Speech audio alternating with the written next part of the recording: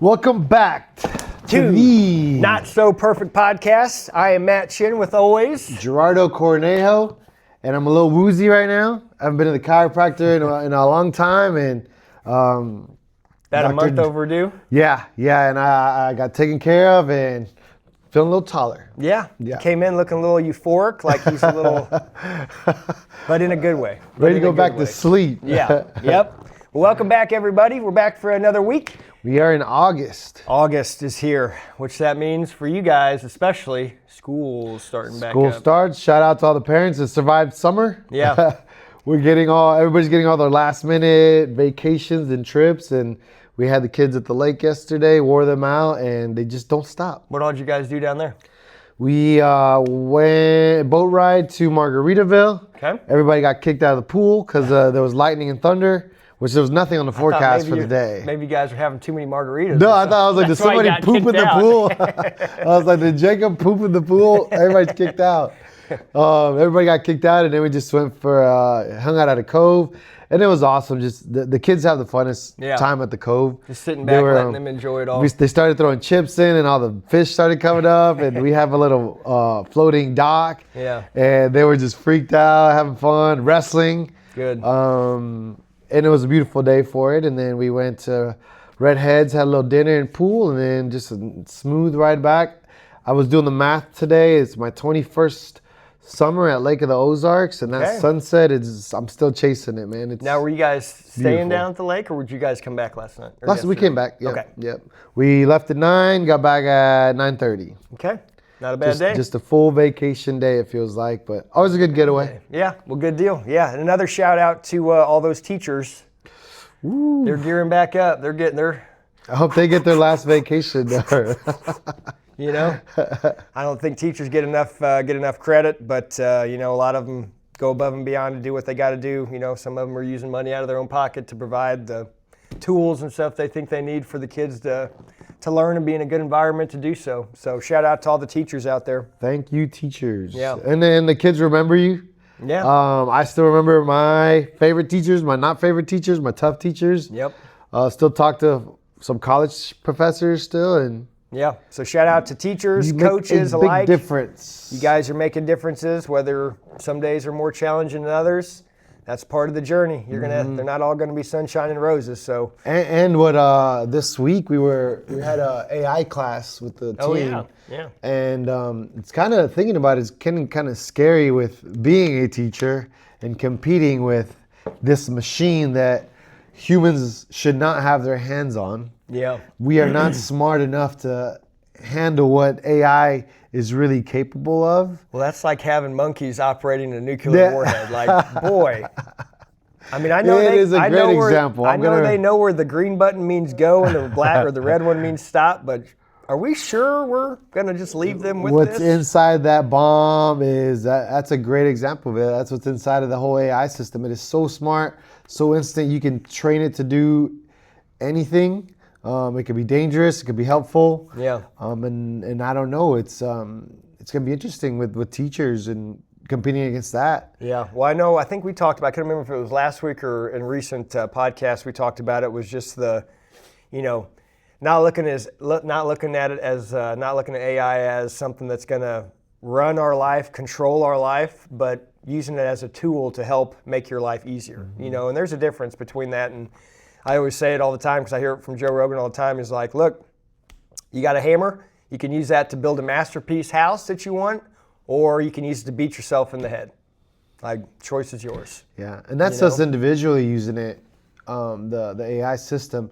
And then now the companies and the very top people at the top, they're just replacing people completely. Yeah. Because what it would take a human to learn 4 or 5 years, instantly, man. 4 or 5 minutes with AI. Instantly. And again, back to the teacher conversation, we were having this discussion yesterday I know homeschool has a whole program for that, but you could really tell, hey, I want my kids to learn history for 30 minutes for 50 days straight, 2 weeks, make it in 2 weeks, a 2 week, 3 hour lesson, or 2 week, 30-minute lesson, boom, it'll knock it out, and it'll be an entire curriculum. Yeah. And it'll get them straight to the point of things of where society changed or where history was. I mean, history is always important. Yeah. But do we really need 4 years of history training? Yeah. Well, I mean, the thing about history that's important is usually it's usually pretty cyclical in like terms of where we're at and where we always come back to. And the important thing about history is learning where maybe we didn't always make the best decision as a country, as a nation, or as a civilization in general. Like, where do we make mistakes? Where were there grave errors made? And the important thing about that is just recognizing those so we don't make those same mistakes again. We talk on this podcast a lot about, it's okay to make mistakes, but if you keep making the same mistake because you're not learning from it, then that's where the problem comes. So the issue isn't with falling down or messing up or making mistakes, but it's learning from those mistakes so you don't make them again, or you make them less and less and less.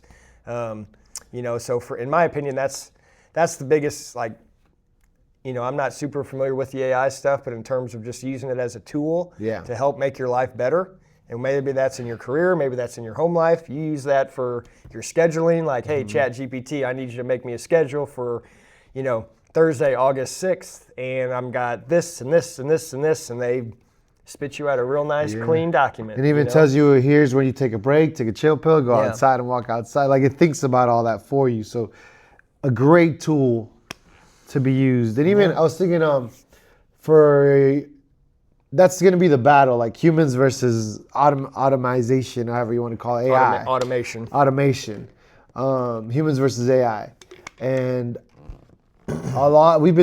my career, real estate, it's always been threatened that, you don't really need a person. It can all be done computer. Yes, less than 0.01% of homes are done without agents or without people. Let's just say computers. Yeah. But I think at the end of the day, humans are going to need a human. Yeah.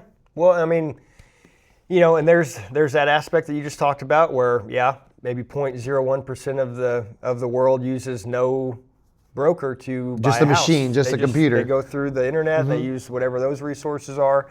But the thing that I always think about with that is, is just making sure that while we're doing these things, I personally like the human aspect of things. I like to go in and be able to talk to somebody because, for instance, I had that tree removed last Friday, and everyone I talked to get different bids, different estimates from different companies. I've used the same company through all of it because they've always been the better price, but that's not even my selling point. Even if they were not the cheapest, their customer service, their professionalism, just the politeness that his employees work with. Every time I think I have a bigger job for them, like, well, your boy's going to be here for a while today, they're never there past noon, And it's like, you guys work quick, you guys work great, you guys do, your work speaks for itself.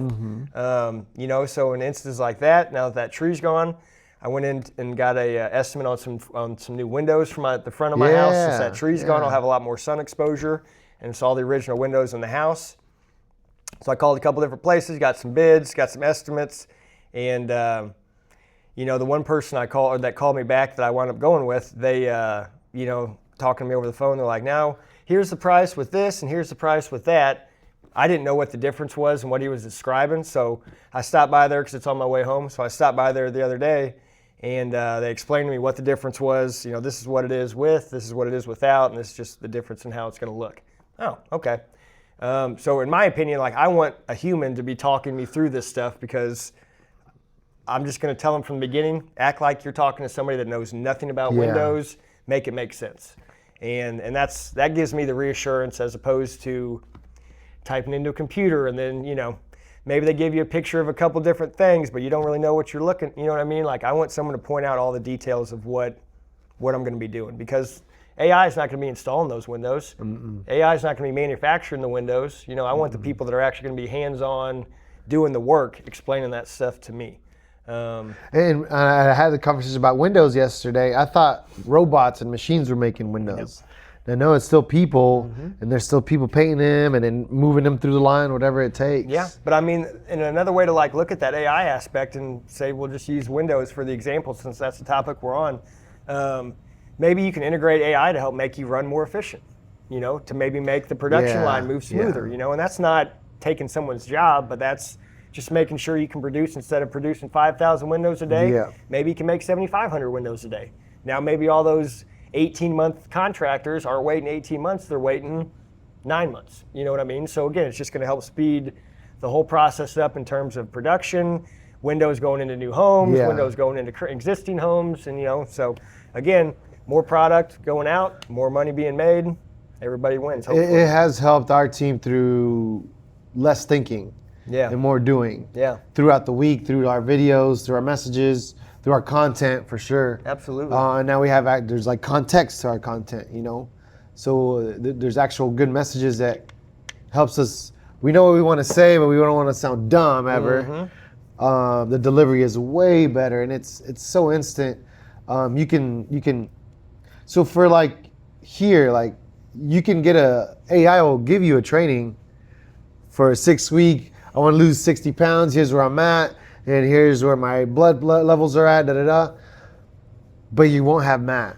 You won't have that person. You won't have that guide. You won't have the accountability waiting on you at 9 o'clock every Tuesday and Thursday, 10 o'clock every Monday, Wednesday. You know what I mean? So a lot of people that I have client-wise, just in my line of work, a lot of my people, they'll pay up front because they need that accountability. Well, I already paid him, so I'm not going to not show up because I'm already, he's already gotten the money, so I'm going to make sure, so that's another way to hold themselves accountable. But again, couldn't tell you how many clients I have that just say, man, if you weren't here, like I wouldn't have done any of that board. Like none of that looks fun. None of that is jumping off the board to me. It's exciting and fun and this and that. Nope. But since you're here and you're waiting on us, we're going to do it, And they always feel better when they're done. They're like, man, that was a hard one, but man, we got through it today, So again, it's just, there's still a purpose for us humans to be here doing what we want to do. More than ever. And on the flip side of that, maybe you are in an industry, maybe you're a coder, That's one of those industries that's probably going to be running less and less with humans and more with AI and just computer technology. Less amount of humans too. So, maybe that's putting some of these people in these industries in a like, what's my future going to be looking like, And for those people that are in those industries where AI might take over your industry just in general, now is a good opportunity for you to find that passion, find that drive, find that purpose that, maybe you enjoy coding, maybe you're good at it, but maybe it's not your passion, but it makes good money, pays the bills, takes care of your kids. And you get to live. You get to enjoy life, not just. On the other side of that, maybe this is your opportunity to get out of what you were doing and find something to truly do what you want to do. Find that passion project that you want to do, Let's listen to the Andy Frisella Real AF podcast this morning. There was people calling in talking about whatever, just random stuff they've got. And there was this guy that was 38. He's been in the roofing business forever, for like 20 years. And he stayed working where he was because 13 years ago his wife needed a kidney transplant. So he couldn't go out and really start his own roofing business and do his own thing because at that point of his life, he needed to make sure his wife was taken care of because of insurance and health medical bills, stuff like that. So he kept working for this company that had great benefits, great health care, this and that, but he wasn't living his true potential in terms of what he really wanted to do with his life. And he was asking, his topic today was, I'm 38, is it too late? Is it too late for me to, now my wife's had her transplant, she's good, we don't have to worry about the medical stuff as much anymore. My kids are about ready to go to high school, so, we don't have that, they're kind of able to take care of themselves a little bit more. And it was just like, look, you're never too young to start doing this. Like the thing that you got to ask yourself is, because when you start thinking about all those things, like it's scary going off on your own, starting your own business, me starting my own business here, or reopening my business back up. And Andy's advice was just, look, I don't know what you're thinking. I don't know how you're wired, but if it were me in your situation, the thing I'd be asking myself over and over again is, dude, when they put you in the ground, like, are you going to be satisfied with your life? Yep. And that should be the overall thing. Like, well, how much money am I going to be making? Well, am I going to have enough to get that new car every 3 years that I like? Like, maybe that's not what's important. No. Maybe that material stuff, like, is not what it's all up to be. No. But then we get in the rat race of keeping up with the Joneses, and the neighbor next door just got a new house or a new car or a new, toy side by side or something. Like, It's yeah, vicious. those things are fun, but I mean, it doesn't dictate your life, I tell you this all the time and tell other people, like, I'm not wealthy, but I'm happy, and it doesn't, money and happiness don't equate all the time, Yeah. Granted, it's nice to. But then you'll see this super wealthy guy, and then he looks at your body, and Matt Must is be like, nice. yeah, must be nice. Look how wealthy you are. Look at the body you have. Yeah. It's what do you actually want? I look at wealth in different ways than most people probably Wealth is do. health. I look at wealth as my health, my happiness, my joy I get from coming to work every day. Like, I say this all the time. I don't feel like I go to work every day because I love what I do, and we hear that all the time growing up. Yeah. Once you don't do what you love, you never work a day in your life. Yeah, and I mean, it's like I said, I'm not rich, but I'm happy and I'm content with where I'm at. Just with the things I've overcame, the things I've accomplished, and just trying to always get better. So for me, that's what I think of when it comes to like wealth, happiness. Like, I don't consider wealth related to monetary deals, but the one thing that I kind of think about a lot is just if I can go to a restaurant and not have to worry about well, we can't get dessert because we can't afford, like, as long as I can go to dinner and not have to worry about am I going to have enough money to pay for this, like, I'm good. Like, outside of that, I don't need a lot else, and I don't eat out a lot, so that's I use it as a reward system more as I do, like, well, what are we going to do for dinner tonight? Well, I guess we better go to McDonald's, like. Or we could get something out of the fridge, cook something up, cook as a family or a husband and wife, like healthier options for our kids, or we're just going to do what's simple and easy. So for those of you asking, Matt does eat dessert. I do. That body is possible with eating dessert. Yeah. I don't eat it every day, but I'll eat it as a reward system, and that's a healthy way to go about it. It's not, if you're eating out one meal a day every day of the week, like that's not practicing discipline, That means you got to be waking up. AI didn't help you out with that plan, that diet plan. Yeah. But they might help you get through that McDonald's line faster since it's all automated now, right? Here's the time of when it works best to go through McDonald's. Yeah. Back to AI, do you think AI could help someone be sober without having the human connection? Because can you do the AA program? Can it just be like, all right, everybody, I'm going to email you your AA meeting today? I can't speak for everybody. Correct. How it would work for them. In terms of me, I need physical contact, I need physical presence in the room that I'm at. So for me, I mean, because here's the deal. If AA or if AI told you to go purchase an AA big book and print off the 12 steps and the 12 traditions of Alcoholics Anonymous, technically the material's all there. But when you're doing everything by yourself, and especially in an addiction aspect, being around people that have the same problem as you, you have a higher rate of success. Just because you can hear that first timer coming in, maybe you're 3 years sober, and maybe you're at a plateau. Maybe you're not happy with how fast your progress is moving. Then there's a newcomer that comes in the room for that meeting, and they talk about what they're dealing with right now, today. And then as you hear that story, you flash back to day one. And it's like, because you look at that and you're like, yeah, this is me at my worst. This is me where I could not string together 5 minutes of sobriety. Yeah. And just how hard that was that first day. And then the second day, and then the third day, and then the week, and then the month, and then the first year, But what that does is it makes me reflect back to what I was like whenever I first got here. And it's been, say, 3 years or whatever the number is. Now I'm looking at myself 3 years later, man, you know what? I have made some progress. I don't have that craving every 15 minutes that I was having before. It's been 3 years since I've had my last drink. Yeah. It's been, 3 years since I've since I've not made a meeting a week or a meeting a day or meeting twice a day or whatever you need to do to get through it. So I guess on paper, yes, AI could help somebody through a substance abuse program. But just through my experience, being surrounded by other human beings that have the same problem is going to just bode for so much more success, I feel like, in the long term.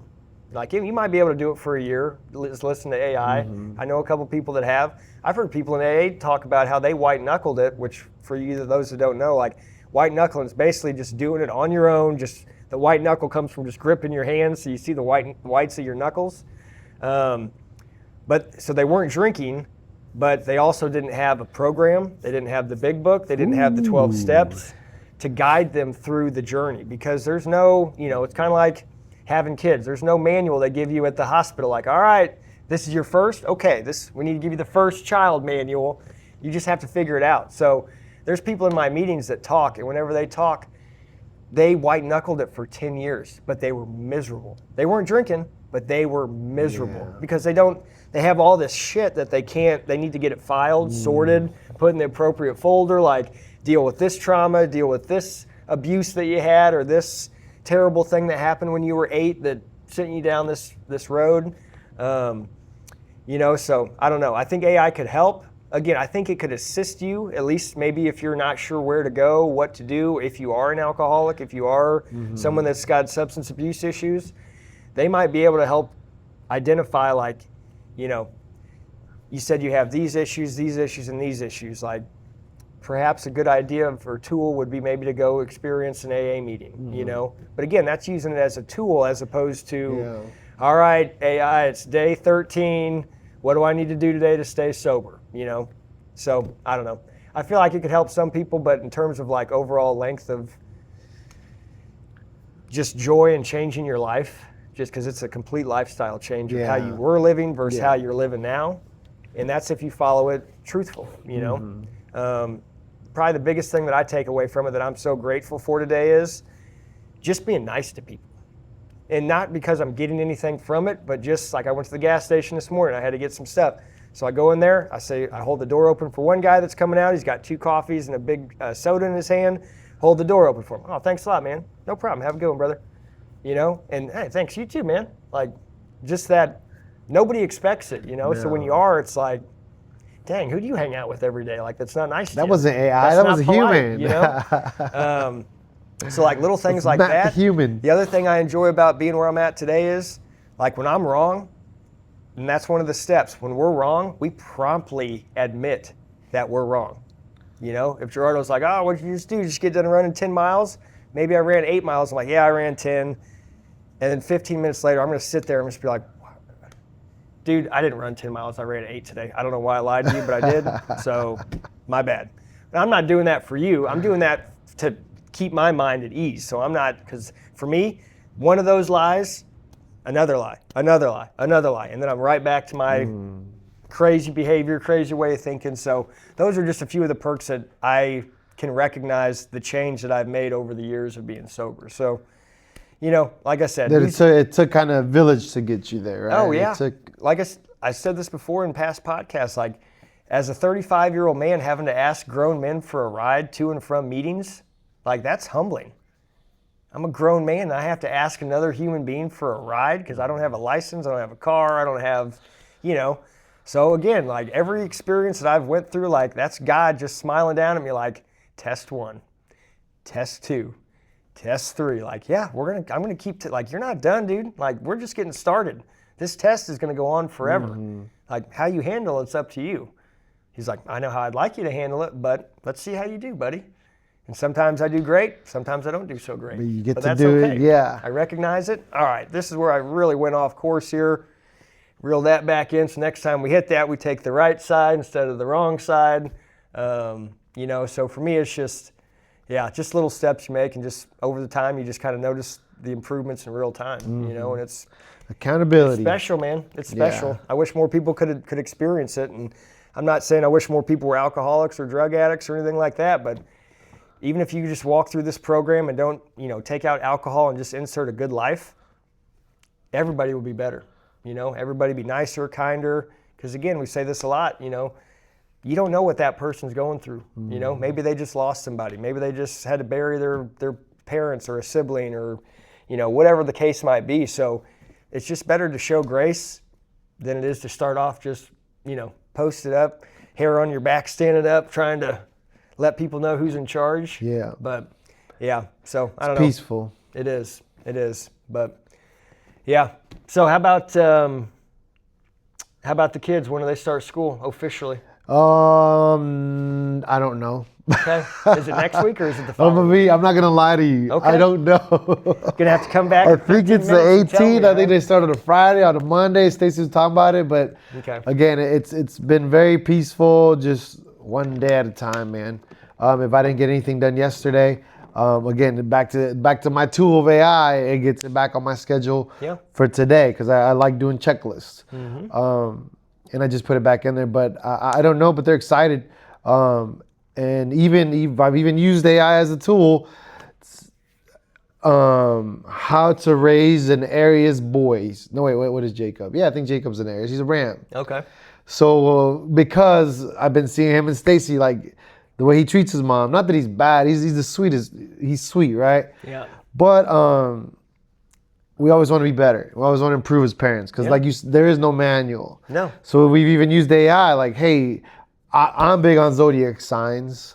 So I know my son is this. I know my daughter's that. So give me a sheets some tips that my wife and I can share that are on the internet to see if what you're saying relates to what's going on here, and then we can do it our way. Yeah. So Jacob is growing up fast. He's 9 years old.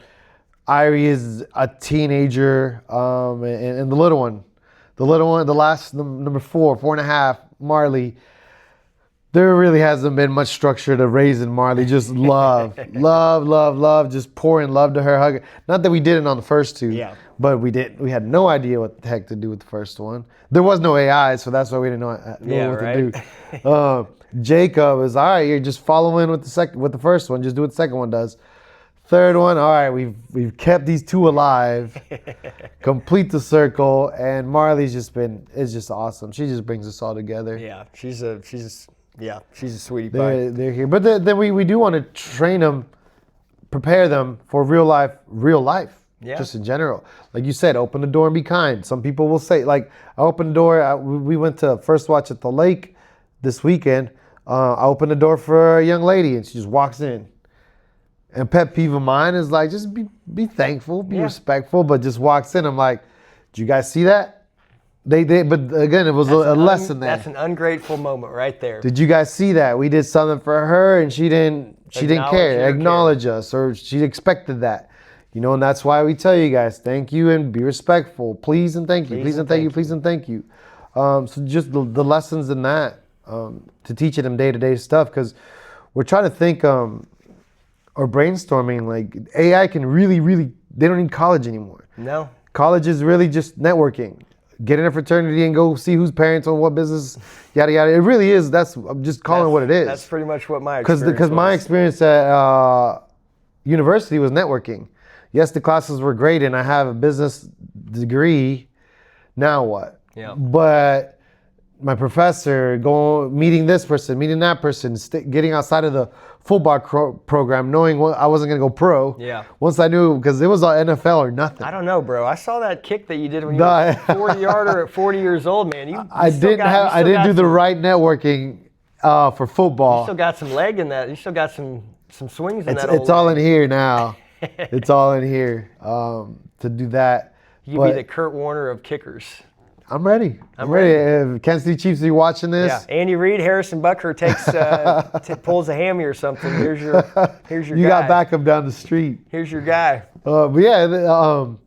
Preparing our children for that, for what's going to happen in college, if they're even going to go to college, or I've told AI, I was like, hey, what are happening to empty warehouse buildings? What are the top 5 uses for empty warehouse buildings now? Because there's deals on big old shops, big square footage. Gives me this giant list, and 90% of those, I can come up with those. Oh, I didn't know that. What are the top 5? One of them was, the one that really stuck with me was expansion places for colleges. Okay.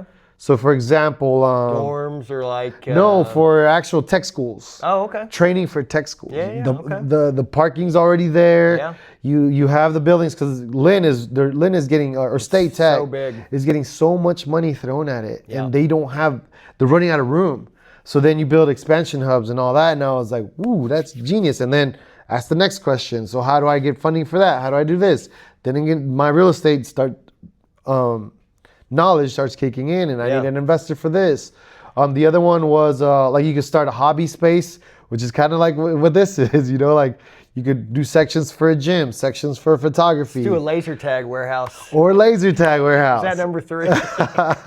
That's what your AI gave you. I guess so, yeah. No, but and then the other one was again what we're seeing, but it for dispensaries. Give them space where they can grow inside city limits. Yeah. Not have to be way out on the farms and all that stuff. But it's just interesting with the information in it. Yeah. And it's knowledge or information. I really think it's just information. Yeah. And again, all that we're seeing, because I just wrote an article in City Magazine. Okay. And of course, I wrote it my way of the way I speak. Hey, can you make this sound like can you just clean it up and make it so a 5-year-old can read it? Okay. And then boom, it structures it up, it lines it all up in ways that I could have never put it together. It still is me speaking, but it's just now I have a writer editing it for me, and I can't afford a writer to go do that for me, or the time. I needed it instantly. Yeah, I tell you what, those present and past participles, they get me every time on that sentence structure, Yeah. Hey, ChatGPT, clean this up. Proper grammar, proper punctuation. It helps. It helps. Yeah. So then the question is like, am I really talking to you? Like, am I really having a conversation with you? These are real. These are real. Okay, just checking. He's here. Thought we were in the Matrix for a minute. But the texting and the emails now is just so automated. Yeah. That it is just scary. It's just making me aware. Yeah. Now, more than ever, it is scary how much it's taken over, because fake news or whatever we call it, it's all, now more than ever, half of it is not a real person. Yeah. So more of a reason why we should have friends, be together, be with your friends, be with your family, spend time with them. What really matters. Yeah, and I mean, it's one of those things with the AI, adapt or die. If you're gonna, pound sand because you're too stubborn to change with the times, like the only person that's gonna be missing out is the person that's, pounding sand. Yeah. So adapt or die. Yeah, it's just one of those things. Even grocery shopping, when we were having this class, she gives an example. She says, I'm gonna give you guys, this is outside of the professional GPT structure. ChatGPT, how do I pick the best watermelon? She sent it a picture. She showed us the picture of the watermelons. They're in the box. They're at wherever it is at in Canada, and it lists like, here's how you should choose a ripe watermelon, so it's sweet and juicy if that's what you're going for. And it gives her the list, and then she goes, which one would you pick out? And it really responds like the middle center one. And she showed us a picture of the perfectly picked watermelon by AI, by your AI partner, whatever you want to call it. It used to be like, Mom, how do I pick a dad? How do I pick one? Now it's like someone's telling you. So is it making us work faster, be more efficient, or just be programmed to? So something I've read or heard just recently is that by people just instantly going to AI, ChatGPT or whatever it is, they're finding that people's learning abilities are not reaching their full potential because they have a fallback on anything they can't answer. So instead of, remember back in the day when we had to do a project or like a report, research, we'd have to go to the library, pull out the little thing, get all the things, get all the books, read all of those different books and source materials you're looking for. Like, if they may have had a computer, but it was 40 people in line ahead of it. So it was slowest internet you've ever seen. But so we had to do it the old-fashioned way, where we go to the library. You find the source material on your subject, go find all those books, rent them out from the library, do your book report, do all your research. This thing is like 2 weeks. They give you a month to do a research report because, it's like, well, when you're in third grade, obviously you're not driving to the library, so you got to get a parent to drive you there. They'll take you through, and you'll go through the process. But yes, I mean it's just crazy how now that same project the studies are showing, because someone can just go to ChatGPT and say, I need a report on the Revolutionary War. Up. 2 minutes later, there's a whole 3-page, double-spaced MLA Or format. you could tell it, I need a 300-page MLA report. format or whatever the different formats are for whatever it's used for, you know. So again, it's just the problem I have with it is people are using it, they're relying on it before they're trying to figure stuff out for themselves. Because when you force your brain to cognitively work through the problem-solving process, and that's not just, all right, put A into B, and then you put C on top of D. Like, we're not talking about assembling a vacuum cleaner or something like that. We're talking about problem solving through everyday stuff, whether it be school, work, kids, home, you know, out on the streets, whatever it is, you know, instead of working through the problem solving process, it's just, we'll just take the easy button. Easy button. Yeah. And our kids are learning it immediately, right away. I don't know. It's interesting. Yeah. So, like I said, AI can be used as a tool or it can be used to run your life if you let it. So, I hope you guys make good decisions and do what's best for your situation. You know, I can't tell you what that is, but don't let it run your life. You're still in charge. If we're going to make an analogy, we'll call it the human is the hammer, AI is the nail. Be the hammer. Don't let AI be the hammer. Don't let AI turn you into the nail. So, yeah. Anything else? No, we're going to keep it short this week. That was the fresh thing that's on my mind, and it's been happening. I'm glad. We had that class. It changed everybody. Just continuing to coach and learning what it is, learning how it can take you to your highest potential. Yeah. Using it for its highest potential, not to completely run your life. Yeah. Last thing I'm going to say, I got a shout out to one of my clients, Mike. Saw him in here today for the first time in a minute. And he's been dealing with some dietary issues, and in that I haven't seen him in probably like maybe 2 months. And came back, he looked great. He looked like he'd lost some weight. And I asked him what's been going on, and he said, well, I cut out gluten and I cut out soy. He's like, and I'm down 25 pounds. All my inflammation's gone, like in my hands, my joints, my, you know, everything. So his quality of life and just doing that, he feels so much better every day. Just skyrocketing, feeling better and better. How long did you say he's been doing it for? A couple months. Yeah, down 25 pounds, and it's not been due to a lack or been to because he's been working out extra or more than that. Like, I haven't seen him in probably a couple months. So he's, you know, kind of got himself, now that he's got all that figured out, now he's kind of re-motivated to get back in here and replace some of the weight he lost with some healthy muscle mass. Some muscles. But if you guys are having problems with How old is Mike? Mike, he is 43, 44-ish. It's never too late. Yeah. So, and Mike's like, he's always been the guy, like I've known him since college. He's always been the guy that's the hardest worker in the room. Like, if you set the bar here, he's aiming for here, you know? So, so if you're having any issues, if you can get rid of gluten, if you can get rid of soy out of your diet, you might be surprised at just how much better your body will feel without having that in your body every day. So It's that shout simple. out to Mike. It's that simple. Good job, Mike. Yep, appreciate you, brother. Thank you guys for watching the Not So Perfect podcast. Until next time, Peace. peace. Oh, why are you grunting?